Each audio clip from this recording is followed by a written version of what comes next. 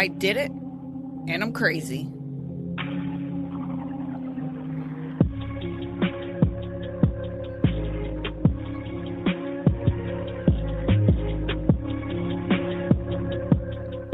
Hey everybody, welcome to Crime Over Cocktails. I'm Tiffany, your host.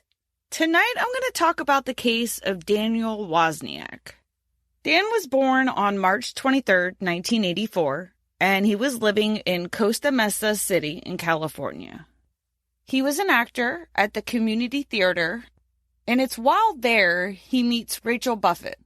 She was the lead actress. She was also a princess at Disneyland, and she grew up in Long Beach. They had a lot in common, and they became best friends. They even decided to move in together. They moved into the Camden Martinique apartments, and within some time, they became a couple, which led to them getting engaged. Sam Herr was 26, and he also lived in the apartment building. He became friends with both Daniel and Rachel. Sam was a war veteran who was back from Afghanistan. He decided that he was done with that and he wanted to go back to college. So he enrolled at the Orange County College. Daniel and Rachel were so excited for the wedding, but there was just one problem: money. Daniel was broke. He never really held down a full-time job. He would just do little things here and there to make ends meet. But they were struggling. They had even recently received an eviction notice. And I mean, their wedding, we're talking days away. Juri, who went by Juri, was 23, and she was also going to Orange County College. She was a dancer and wanted to go into law. Sam asked Juri if she would help tutor him in an anthropology class that he had, and she always loved a challenge, so she accepted. They ended up getting really close. He even considered her like his kid sister. On May 22nd, 2010, Julie received a text message from Sam. He was asking her if she would come over, but he wanted her there after midnight. That was kind of weird, but he was stating that he was depressed and he really needed somebody to talk to. Julie was definitely known as being a caring and compassionate friend. So after she was done having dinner with her brother, she went so she could go check on Sam, make sure he's okay. Sam's parents became concerned when they haven't heard from him. His father, Steve Herr, told ABC News that Sam was supposed to go to their house for the weekend. And all throughout the day, he kept calling his phone, but his phone was off. Sam never turned his phone off. It seemed like the more he called, just the more concerned he got. He went to his house. He had a key, so he let himself in, and Sam was not there.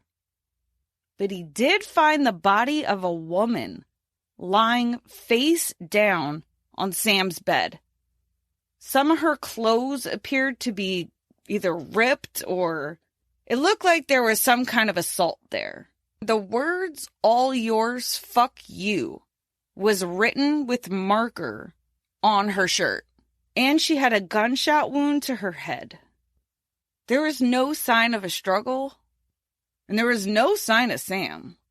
His father did grow concerned. I mean, I guess as any father would be. If you go to your son's house and there's a girl, nobody can account for. Since Sam has been back from Afghanistan, he was showing some signs of PTSD.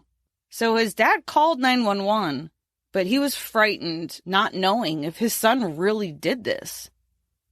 Could you imagine all the things racing through your head at that moment?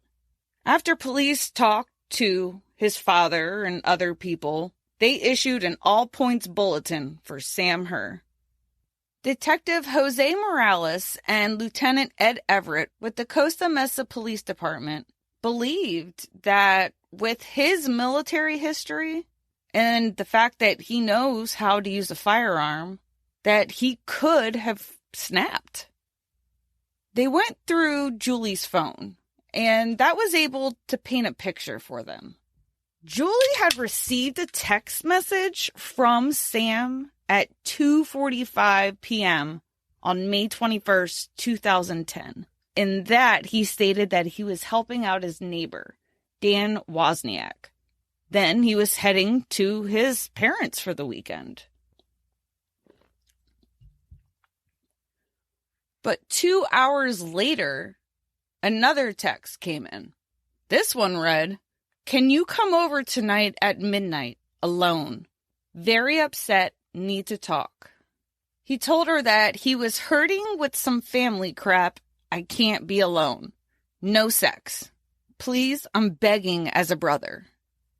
No one thought there was anything going on between Julie and Sam.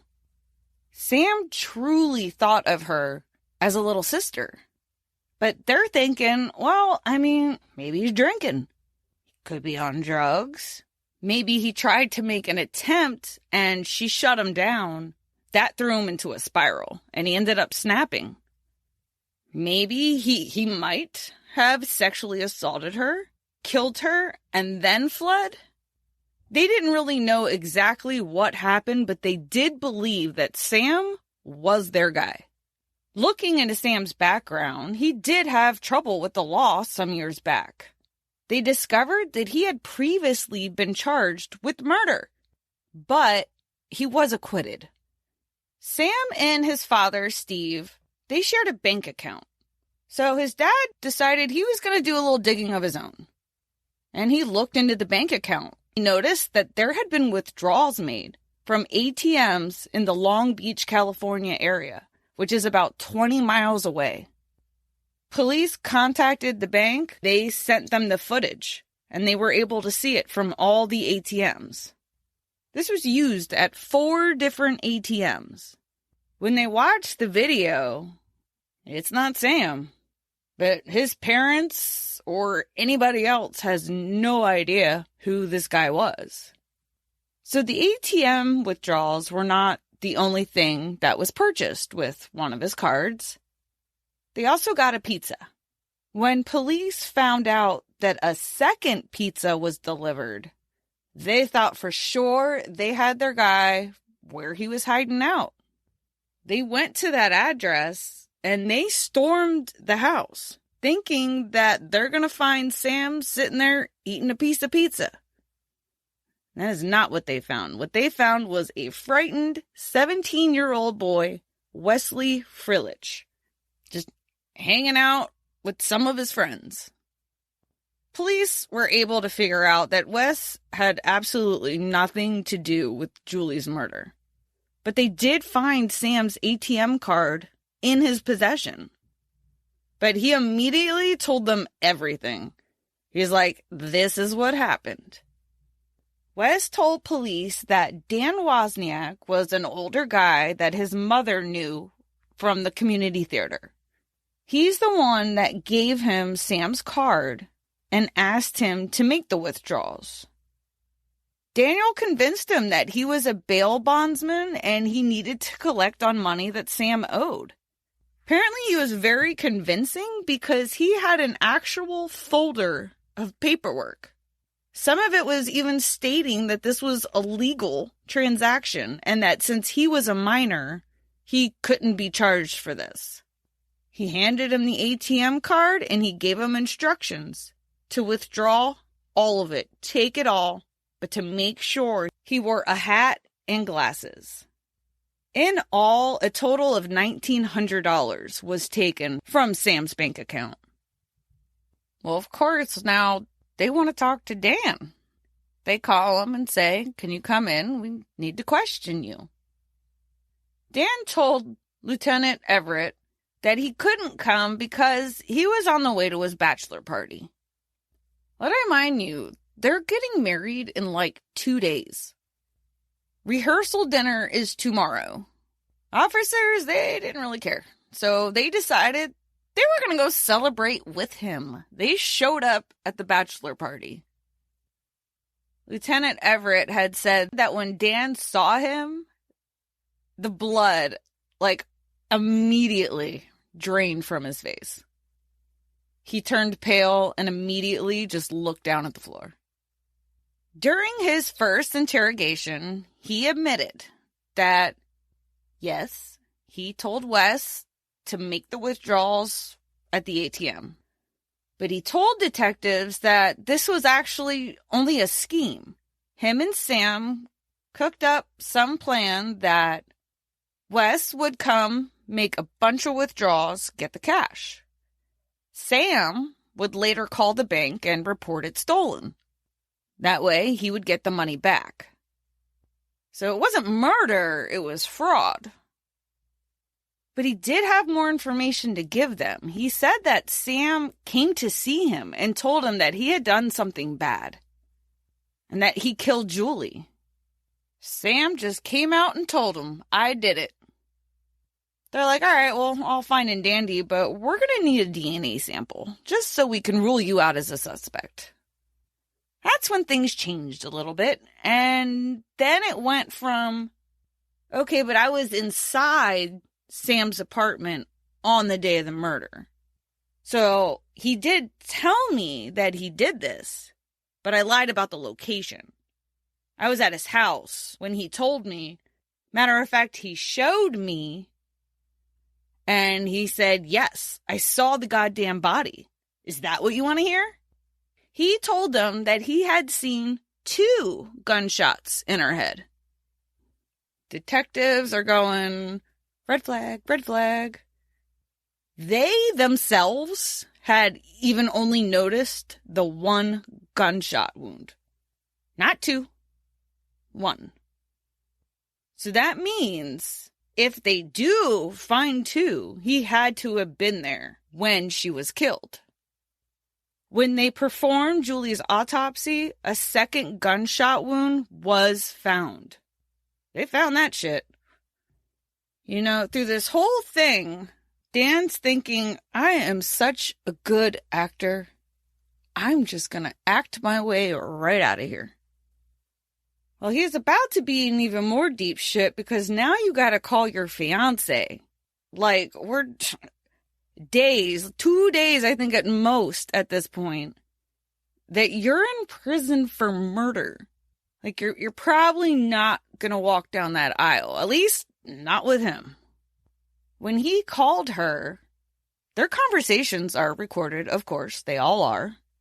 Rachel revealed that his brother, Tim Wozniak, let her know that he had a backpack full of incriminating evidence, including the murder weapon.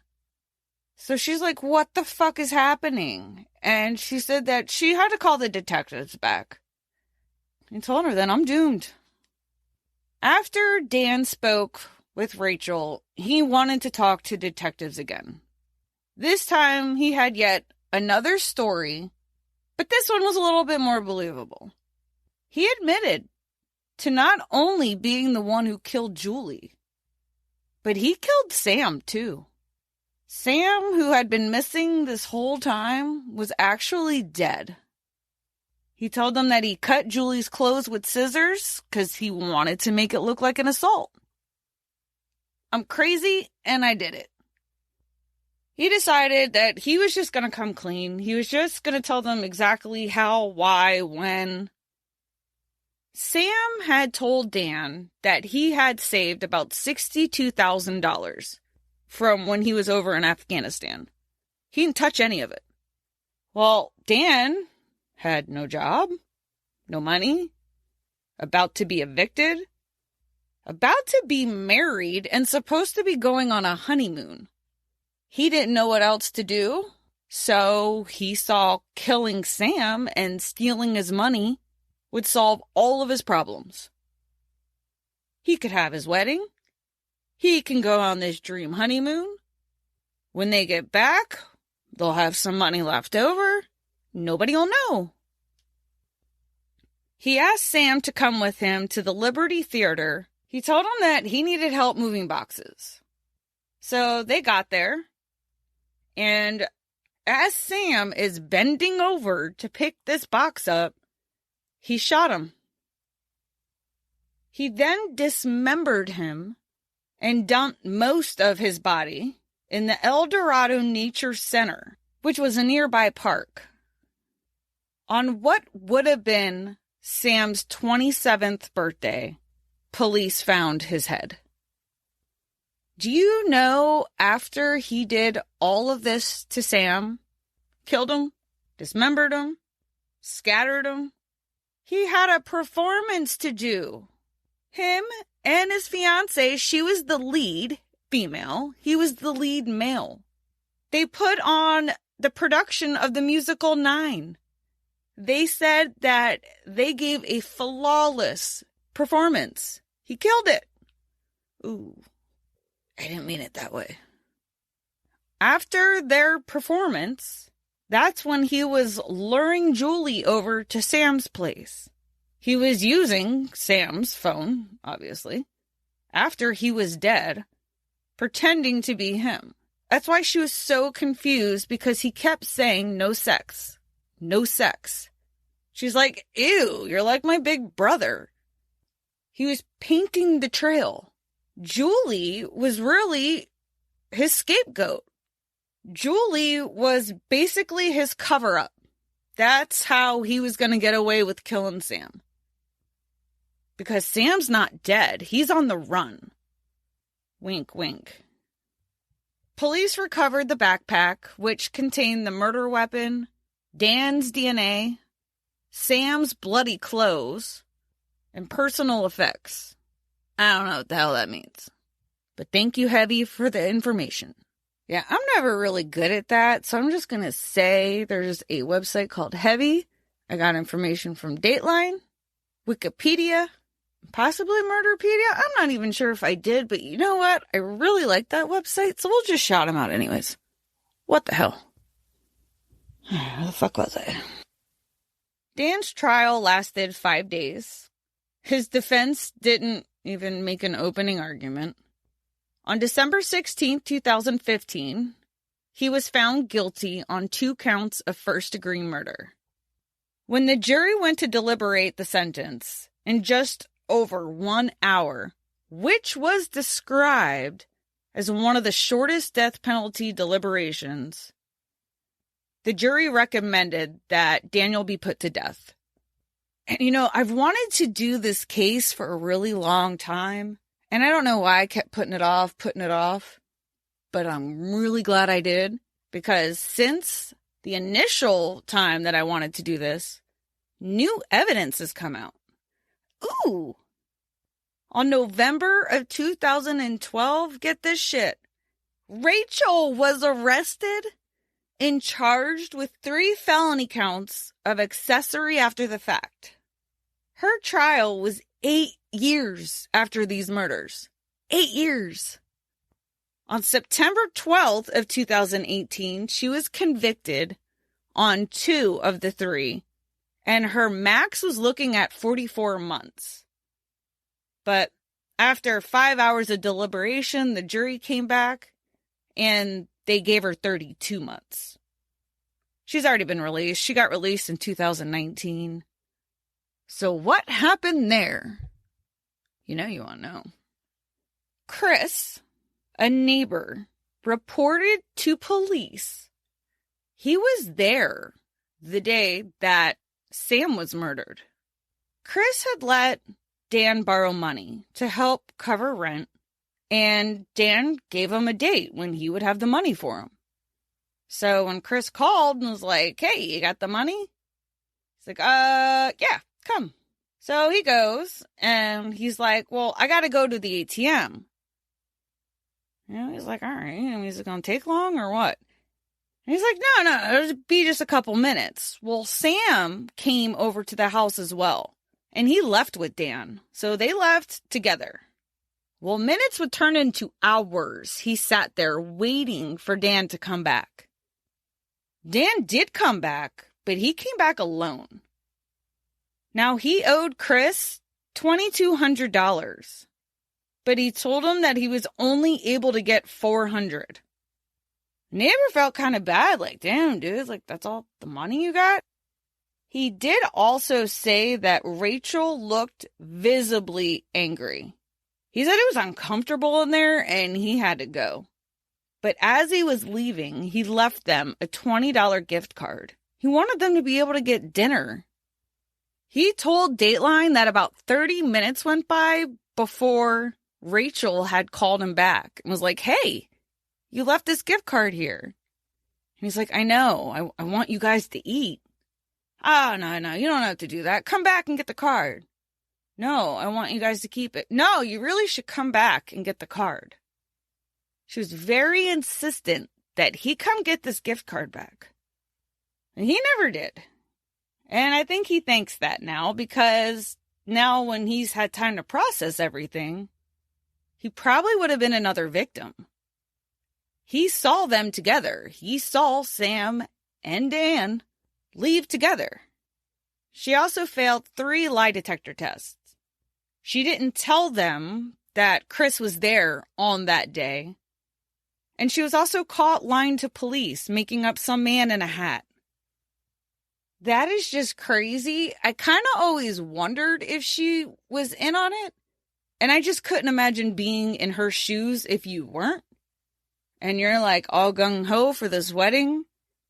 And he's in prison for murder.